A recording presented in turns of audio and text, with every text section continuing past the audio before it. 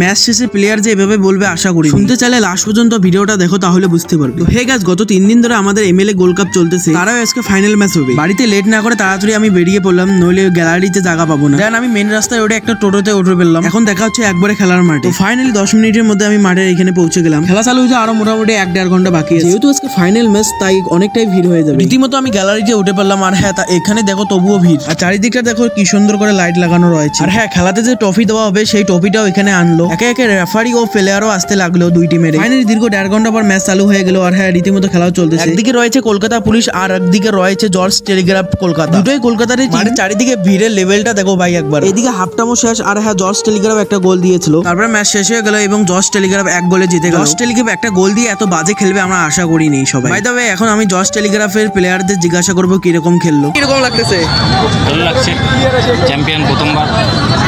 বাড়ি কোথায় আপনার? কলকাতা।